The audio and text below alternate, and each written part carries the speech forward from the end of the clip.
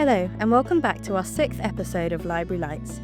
Thank you for joining us for another episode. Whether you're tuning in on your commute, between clinics, or with a well-earned cup of tea, we're here to help you stay informed, curious, and up to date with library news.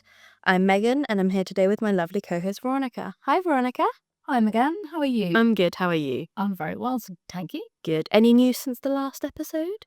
I don't think I've got anything very dramatic to report, other than a slightly apt toe filming an accident at home, but I hope it heals soon. thank you. How about you? I think just business as usual, really, ticking along with some evidence searching, some new training. I've got a training that I'm delivering to some community physios next week online, and I think there's going to be like 80 of them. So I'm just going over and making sure that all our presentations are up to date. Yeah, I'm sure that'll go really well. I hope so. Yeah. So today we are here with Emily. Hello, Emily. Hello. So thank you for joining us today. So to start off with, could you tell us a little bit about your role, introduce yourself, and maybe what a day-to-day looks like as part of the healthcare science workforce? Sure, yeah. So thank you for having me. I'm an advanced cardiac clinical scientist working over at Musgrave, part of the Somerset Foundation Trust. And I specialise in heart valve disease and exercise stress echo. I'm also in year 4 of the higher specialist scientist training programme, which is kind of the doctorate level training for healthcare scientists, helping me work towards a consultant clinical scientist level, hopefully at the end. Fingers 5 years in total. So my day-to-day work is a blend of direct patient care, advanced echocardiographic imaging, and some scientific leadership as well. So I perform and report complex echocardiograms. I run stress echo clinics, contribute to MDT discussions for any form of pathology really that we see, and help develop different diagnostic pathways. And then alongside my clinical work, I'm involved in some research, service improvement, and I'm also on a couple of national professional groups. So the Society of Cardiovascular Science and Technology, I'm the chair of the Standards Committee, and then I'm also working with the British Society of Echocardiography on some of their steering groups and with their research and audit teams. So very busy. You have filled out your days. Very busy, yes. Yeah, it sounds fascinating, the sort of range and depth of your role. Yeah, it's great, and we get to sit alongside kind of all of the other professionals within the NHS. So, we work with the doctors, we work with the nurses, and the other allied healthcare professionals, but we also work with some of the senior leaders when we're working through some of our kind of service improvement programs to bring in like new schemes and new ways of working, so that save money kind of in the long term, but sometimes they do require a little bit of investment in the short term. But we're able to kind of help project the costs and things like that. So yeah, it's good. It's good. Yeah, It's really nice to have you on as well, because I know you do think of scientists when you do think of sort of medicine and the rest of it, but I don't think people realise how many there are in a hospital and how much actually takes place. So obviously you are a healthcare scientist, and as you mentioned, you work mainly with the heart. However, I know that there is such a wide range of specialties. Could you give our listeners a sense of the different areas that they might come across in the trust? yeah, absolutely. So healthcare science is incredibly broad. Nationally, there are over 50,000 healthcare scientists working across the NHS, and they represent more than 50 scientific specialisms such as physiology, pathology, medical physics, clinical engineering, and bioinformatics. So collectively, healthcare science underpins around 80% of all NHS diagnoses. And here in Somerset, we're just as diverse. I think we've got over 28 healthcare science teams covering kind of all 4 pillars of the profession.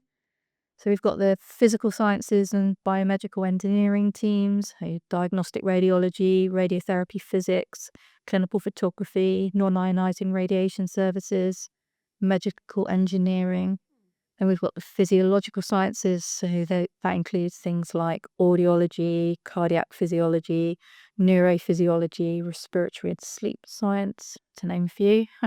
And then clinical bioinformatics, and they support the digital diagnostics, imaging data, genomic pipelines, and then life sciences, so they're your pathologies, hematology, microbiology, immunology, biochemistry. And all these teams, wherever they're dotted throughout the NHS, are fundamental to the way that healthcare is delivered. So even if patients don't meet them directly, they're always involved in the background somewhere. Part of the backbone structure, as we say. We like to think so. I mean, it sounds it by how varied they are and how much they actually, the work that they must do. So for anyone that might be thinking about a career as a healthcare scientist, can you talk about some of the main gateways into the profession, whether that's apprenticeships, degrees, or on-the-job training? Yep. Sure. So the great thing about healthcare science is you can come in at any level and you don't necessarily need to have been good at science at school. There's a bit of a myth that you have to be good at a subject to be able to kind of perform it professionally going forward. But actually, healthcare science, we take from level 2 to level 6 as apprenticeship. So you can do a level 2 and a level 4 and a level 6 apprenticeship throughout our trust. A couple of years training. You've got some of the kind of the theory learning, and then you're employed by the trust to kind of learn on the job as you go. And we take kind of directly after college as well, so you don't have to have got a degree and spent a load of money and and then kind of start working life in incredible debt. You can come in as an apprenticeship and you can kind of work sideways to work up. So you can come in and you can do your on-the-job training. You can get equivalents at a certain level. You can step across. You can get equivalents at the next level and step across. So you don't ever actually have to kind of stop what you're doing, go and do some education and then come back in. You can do it while you work. So yeah, like I say, we've got apprenticeships, which are kind of level 4 to level 6. Then we've got the undergraduate practitioner training program. So that's your bachelor degree essentially with clinical placements. Then the next level, and this is where I started, was with the scientist training program, which is your postgraduate, so your MSc. And that's kind of a nationally competitive program to get onto, because it's paid quite well. It's very popular. And then you've got the in-house training routes as well. So you might have come across, like I say, as an apprentice, a level 4, and then you've trained up in-house and you've got your degree whilst you're working. So for those routes as well. And then the higher specialist scientist training, which is your kind of doctorate in clinical science. That's the highest one. Yeah, the profession's growing massively, especially with the aging population. And all of the diagnostic centres that are popping up all over the place. So a lot of them are staffed with healthcare scientists, the audiologists, the neurophysiologists, and then you've got the echocardiography, and then I guess you've got the allied healthcare professions out there as well, your radiographers, etc. So yeah, there's loads of gateways into the profession, and you don't have to be an avid scientist to get on well within the career. Because I think when did we meet for the first time? Was it one of the induction training sessions, wasn't it? And Yeah, I think it was back in September, wasn't it, when we've had our next intake of STPs and PTPs. because I was still shadowing you at the time, wasn't I, Veronica? So I was very much sat at the back like, oh, it's one of my first sort of inductions that I think I did. I think it was, within the first couple of months of me starting. Yeah. So obviously, as we've said, there is such a variety and a huge amount of specialist capability to patient care in a healthcare scientist perspective. So could you kind of share some examples of the kind of skills and expertise that a healthcare scientist can bring to clinical teams? Yeah. So healthcare scientists bring a mix of clinical expertise, most scientific analysis, technical skills, and service innovations. Some examples could include kind of performing and reporting highly specialized diagnostic tests, so echocardiogram, lung function tests, EEGs, genomics. And we use complex instrumentation and advanced imaging technologies. We can apply measurement science and analytical reasoning to clinical decision making. And some of our works with leading quality improvement and redesigning pathways. And the guys kind of down in medical physics, a lot of their work is ensuring equipment's safe, calibrated, and optimized. And then we can contribute scientific expertise to MDTs, which doesn't always stand for multiple doctors talking. That's a good one. And we support research, audits, clinical governance. And I guess given that healthcare science supports 80% of NHS diagnoses, we're fairly central to kind of safe, accurate, and timely patient care. Yeah, it's so good to know that our patients are benefiting from such technical expertise, and it sounds as if you're also always pushing at the boundaries of improving what's happening for our patients on a technical and scientific level. Yeah, and there's some really good research projects as well. There is. I know you mentioned that you are involved in research, and obviously there is a lot of research happening across the trust that involve healthcare scientists. So can we prick your brain about any sort of research projects that are maybe innovations? I don't know. Tell us your knowledge. So research is becoming an increasingly important part of healthcare science nationally and locally, especially with the NHS kind of 10-year plan. There's a lot of information in there about quality improvement and research. And at Somerset, some of our examples include, so I'm involved in a British Heart Foundation funded project. So we managed to get a grant this year, and I'm creating a national cardiac myosin inhibitor database. So cardiac myosin inhibitors are essentially a new drug out there to help patients with a heart condition called hypertrophic cardiomyopathy, where the heart gets too thick. And these new wonder drugs are essentially helping patients go from being pretty much not able to do anything to revolutionizing their life. And I'm looking at the different echo parameters and seeing kind of how they change throughout the time that these patients are on the drug.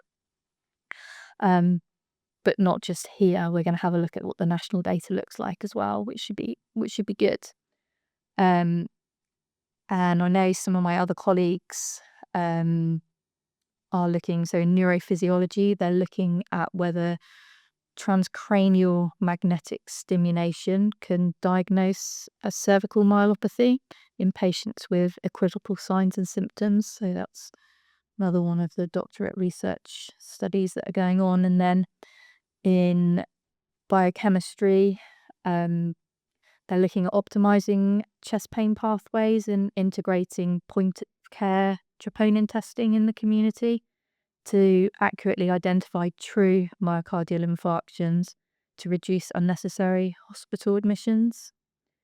Then there's another one in microbiology who's using metagenomics to bring sepsis diagnosis down to hopefully less than 2 hours. Oh, that's incredible. So yeah, there's lots of research going on out there at all different levels. I mean, some of my trainees, they're kind of looking at service improvement pathways and looking at where we can potentially discharge patients who no longer really need to be followed up because there's nothing more we can do to help them, so we can either discharge them back to primary care and they can be looked after by their GP, because there's a lot of patients that we find can get tangled up in being brought back every year. And actually, if we're not going to do anything moving forward to these patients, if we're not going to provide them an intervention, or they've got a problem that we can't fix, doesn't necessarily make sense for them to keep coming back every year for a scan, they might as well be off doing something that they'd rather be doing than Living their life. exactly coming back to see us. So yeah, there's work going on, research, service improvement work, audit work, and it's just, the scientific workforce struggles to meet the NHS demand, and so a lot of our work is looking at, with the finite resources that we have in the NHS, how can we optimize that so the right patients are seen at the right time and get the right outcome. Mm-hmm. I think there's a real big shift for that at the moment with the 10-year plan as well, isn't there, in the NHS as a whole. And I have to admit, I do love being part of the library team because we get to hear about all the research that goes on, and sort of when we do evidence searching and getting to talk to you and having the podcast, and it's just a real nice area to be, just to hear about all the work that actually goes on around us that we might not necessarily think is there. And to hear that it's happening Yes. in Somerset Yeah. as well, and with our local, Not sort of in London or Yeah. Absolutely. So obviously it is Healthcare Science Week. Yeah. Healthcare Scientist Week. I guess either or work, don't they, coming up next week? Yes. But do you know of any sort of planned activities that are going across the trust, and sort of how can staff get involved if they would like to? So we started early this year. I took a couple of our trainees off to the University of Exeter last week to promote the scientist training programme and our echo training programme. So looking to inspire future scientists and strengthen recruitment into our less known profession. During Healthcare Science Week itself, we're going to have a stall in the main concourse at Musgrove where staff, patients and visitors can meet different healthcare scientists. I think we're going to rotate. Definitely cardiac science is going to be there at some point. They can explore the different specialisms and learn about the different scientific teams working across Somerset. And then myself and some of my other trainees are engaging with the community. So a number of us will be going into local primary schools to help children understand that hospitals aren't just staffed by doctors and nurses. We find it's really important to get across. it is. And it's a great way to inspire curiosity about science and to highlight just how many exciting career options actually exist in healthcare. And overall, it's a chance to celebrate the scientific workforce and showcase some of the amazing work that's happening across our trust and nationally, and hopefully encourage some more people to consider healthcare science as a career. That is amazing. I do think it's been really interesting to just hear how varied. I mean, if you'd have asked me to guess how many streams of healthcare scientists there are, I wouldn't have come up with 52. I don't even know if I would have come up with 26. I think, but especially in going through school, you sort of do chemistry, maths and physics, and that's kind of it, isn't it? You don't really hear about the different specialisms. So definitely get them while they're young. Yeah. And that makes it quite tricky as well, because if you think of like allied health professions, I think there's about 7. And when you look at there being kind of 50 plus members of different streams of healthcare science, some departments are tiny because they don't need to be massive, because we are so subspecialized with what we do, and the higher you could go up and the more you specialize, the more subspecialist you become. It becomes very difficult then to get another person to come in to replace somebody else, because they're just not. We're so niche, and it's just so not kind of the interchangeable workforce that you have, whereas with nurses, ward nurses, for example, you can be fairly interchangeable. But just finding like locum agency workers to come in, if you've got somebody on long-term sick, it's almost impossible because we're so subspecialized. Yeah, I can imagine. Yeah. But it's been really amazing to have you on. Thank you very much for coming and just sharing your knowledge. It's been such an interesting conversation. Yeah, it has. I was just going to ask, do you have quite a big recruitment sort of plan going on just to try and, sort of fill those gaps and train up more people into these specialties? Yes. The one problem that we have here in Somerset is our location. And the young, enthusiastic trainees, they want to be in the cities and where things are happening. Um, but we are getting around that actually. We've got some good local pathways that we are setting up. So we recruit nationally into the scientist and the echo training programs. Um, and then more locally around the apprenticeships and the practitioner training programs. And what we like to do then is once somebody's got their undergraduate degree is say, okay, great, we know they want to stay in the area. Now, where do you want to go next? Do you want to specialise in pacing or do you want to specialise in an echo? And we put them kind of on the next course to get them up up into kind of the next level. But just the difficulty is it's forward planning and kind of money in the NHS. So if you think it's going to take 3 years to train each healthcare scientist into a particular profession, you've kind of got to be thinking 3 years ahead. And then if you get anyone hand their notice in the meantime, you've got not just one person to fit in. You've been falling behind. Yeah, and I think nationally we are so many echocardiographers short of what's needed nationally. If you have a look on NHS jobs and type in cardiac physiologist or echocardiographer, there'll be at least 25 vacancies. Good grief. And a lot of departments run on agency staff because of that. There's just not enough trained, and that all kind of started going downhill in about 2006 when the modernising scientific careers was invented, was rejigged, and the pathways took a different turn. But at that time, kind of the government didn't foresee the number of people that were going to retire, and that the number of people being trained to come back in wasn't quite at the status quo. So yeah, we've been kind of suffering ever since, really. But we're getting there. We're getting there here. We've got a 5-year workforce plan within cardiac science.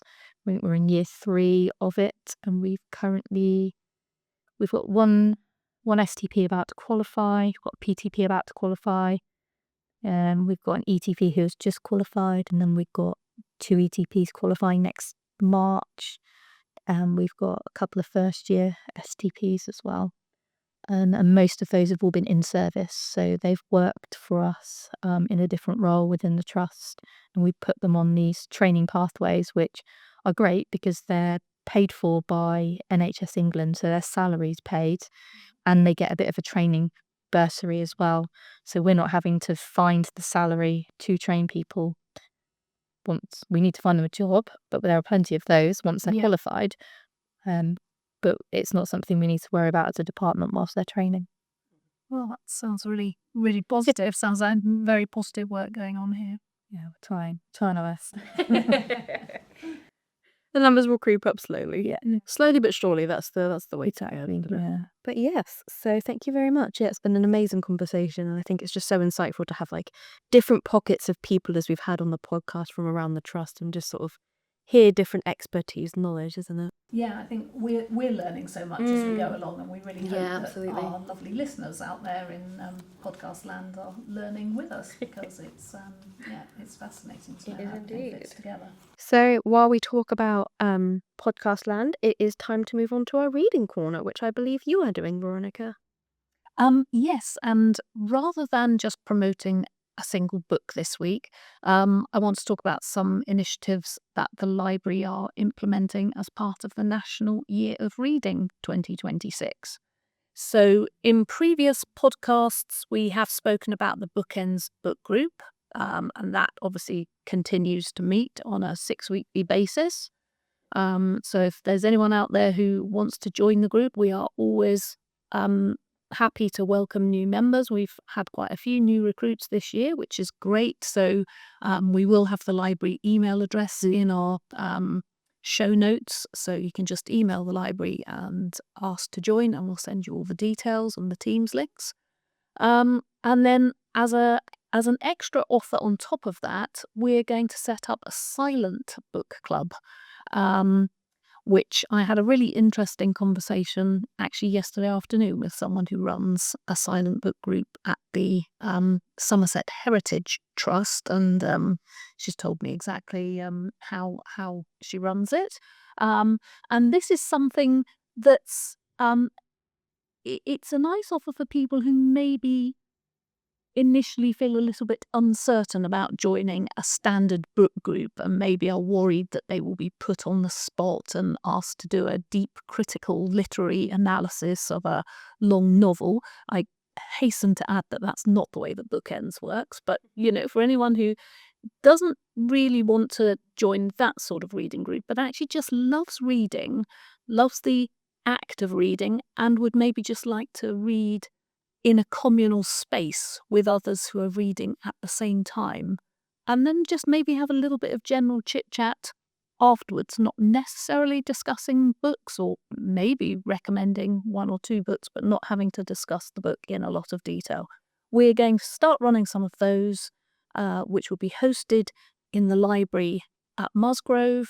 We will be putting together a calendar of dates, and we plan to run them over lunchtimes, so that if you are a reader, if you want to just come along and sit and read for half an hour in a quiet, welcoming space with others, we do welcome you to join our silent book group.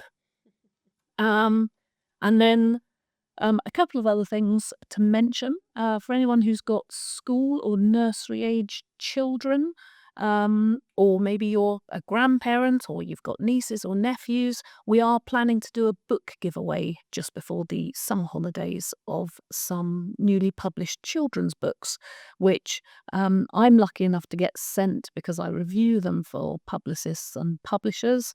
So I'm building up a collection, and we'll put out some comms. And if you're looking for a good book to share with your children or your child or a young relative during the school holidays, we'll have some details for you to contact us to find out how you could get your hands on one of those lovely books. And I know that, Megan, you and our colleague Letitia are planning on developing an international books corner for our library. Yeah, I say international, just kind of like a reading corner, but would really like to highlight, especially Letitia and I are obviously French, so a bit of bias in there, I think. But we think it would be really nice that if we've got like international colleagues, that they can come and recommend a book, and then we'll see if we can get books in different languages, books translated into English, and just have a section of just share cultural books, because I know that there is such an appreciation for a lot of my favorite authors are I've got a Korean author who I've read her translated text. I've read a couple of really good like Japanese translated texts, and I just think there's so much knowledge out there that shares that is well worth reading. And I know our colleague Dan actually at the moment is reading he's recently made friends with someone from Slovakia, and is actually reading a book translated that was recommended to him. So definitely, yeah, it'd be nice to sort of get a few more books on the shelf and just have a proper little corner for it. And we do have a couple of other mini projects that we will be discussing for the yaw, as we've been calling it. Yeah. But yeah, we will look out for comms, because we will be sharing those shortly. And now I'm going to plug in our resource of the month. So this month I would like to spotlight something that we've been working on behind the scenes, which is a new look for our library website. I will preface this by saying that all the links are the same, so it's the same links and tools and essential information, but everything now is just a lot easier to read, navigate and discover. So whether you're searching for clinical resources, training support, evidence searches, books, ebooks, or our latest services, the updated layout means that you can get to where you need to go with fewer clicks and a lot less scrolling. So if you haven't visited our website recently, now's a great time to take a look and explore the cleaner design and improved structure. So it's the same trusted content, but just a smoother, more intuitive experience. And as always, I will pop the link in the show notes below. And I may be biased because I did work on it quite a bit, but I think it looks very good. Yeah, I have to agree with you. And when everyone is so time pushed, anything that saves us a few extra clicks, It just looks so much smoother. It really does. It is very much, bing bang bosh click. I mean, I'm very biased, but yeah, Katie put in a lot of work to get the layout sorted, and then so I'm very excited to publish that in. But obviously now for one of my favourite parts, which I think you will be presenting, Veronica, is our research spotlight. Okay, so Research Corner this month. I'm actually going to promote the Research Projects Development Group meeting, which is hosted every 2 weeks by the Associate Medical Director for Research, Jo Morrison. And it's a really informal but really positive and collaborative meeting. It alternates between Wednesday and Thursday lunchtimes, and attendance can either be in person at Musgrove in the research department or via Teams, so that anyone, no matter where they're based across the trust, can join the conversation. And the intention of these meetings is to provide a supportive environment to which anyone who's planning a research project or who's conducting research, maybe as part of a master's or a PhD course of study, can come along, discuss your idea, your topic, and receive really sort of positive, supportive advice and help from a number of colleagues who've all got experience of research across a variety of fields. There's always a librarian as part of the discussion. So that's usually me, but it can also be my colleague Letitia as well. And I think I've probably heard you presenting at one of those, Emily, at one time, coming down to A lot. Some of my colleagues have. I haven't presented yet, but it is on the to-do list. Yeah, Jo is very helpful. Yeah. But I certainly get the impression from everyone who's come along and presented that, that the sort of the input from others in the group, which is, really positive, really non-judgmental, but just everyone is there and willing to share their knowledge and their experience and their lessons learned from their own research projects to help people either refine or develop or maybe just overcome one barrier that they're facing. It's a really, really positive meeting. So for anyone who's interested, there is a mailing list to join, and then you just get sent the link to join. The email for that is research.amd@somersetft.nhs.uk. And again, I'm sure that Megan, you'll be popping I'll that pop it in the show notes, not to worry. Always good to have it in multiple places, isn't it? And then you can find the information that you need. I've got a Teams channel as well, which is quite helpful. There's lots of information on the Teams channel. Yes. I will link that too. But thank you so much for coming on, Emily. It's been lovely to have you on. Thank you for having me. And that is our podcast. That's a wrap. That's a wrap, as they say. So thank you very much for listening to our March podcast, and we will be back in April. Can't wait. See you then. See you then.